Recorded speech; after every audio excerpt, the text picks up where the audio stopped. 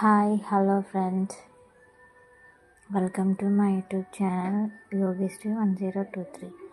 ఈరోజు మనం గోంగూర పప్పు తయారు చేద్దాం. చూసారా, గోంగూర పప్పు నేను చెప్పేటట్టు ఇలా ట్రై చేసి చూడండి ఒకసారి. చాలా బాగుంటుంది. ఒక్కసారి ఇలా ట్రై చేయండి, బాగుంటుంది. చాలా టేస్టీగా కూడా ఉంటుంది ఫ్రెండ్స్.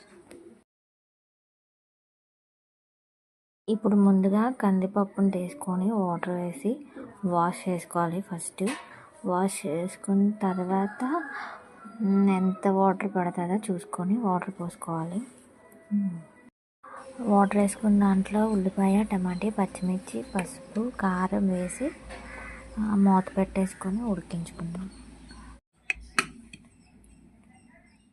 ఇప్పుడు ఏం చేయాలంటే ఒక కళాయి పెట్టుకొని ఆయిల్ వేసుకొని ఆయిల్ హీట్ అయిన తర్వాత గోంగూర ఆకులు వేసుకొని ఫ్రై చేసుకోవాలి.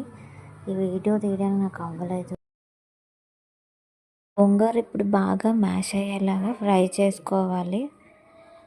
బాగా మ్యాష్ అయిపోవాలి. అప్పుడు అందులో కారం పొడి వేసుకోవాలి, పసుపు, కారం వేసుకోవాలి.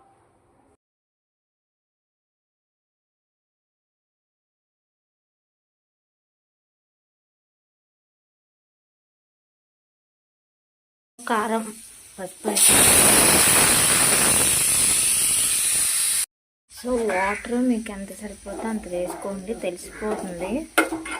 నాకు తెలిసి ఒక గ్లాస్ వాటర్ వేసుకోండి. ఇలా దీన్ని కొంచెంసేపు ఉడకనిద్దాం. సో ఇప్పుడు గోంగూరలో వాటర్ పోసుకోండి, గ్లాస్ వాటర్.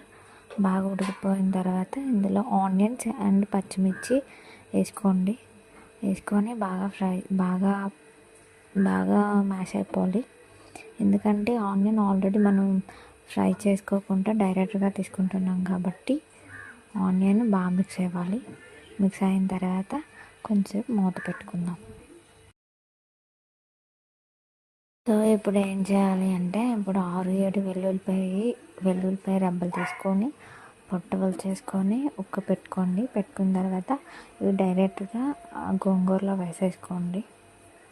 వేసేసుకున్న తర్వాత బాగా మిక్స్ చేసుకోండి. అంటే పచ్చివి తీసుకుంటున్నాం కదా, స్మెల్ వస్తుందేమో అనుకుంటారు, కానీ ఏ స్మెల్ రాదు, బాగానే ఉంటుంది. వేసేసుకోండి డైరెక్ట్గా, మూత పెట్టేసుకోండి. చూద్దాం. తీసిన తర్వాత ఇందులో కొంచెం సాల్ట్ వేసుకోండి.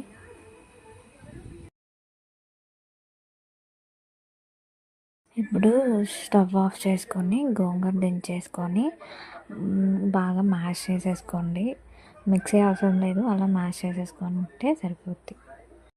ఇప్పుడు చూసారా, పప్పు బాగా ఉడికిపోయింది.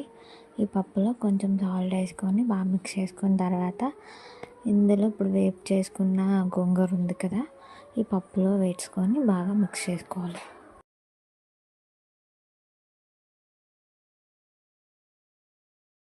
ఇప్పుడు తాలింపు రెడీ చేసుకుందాం.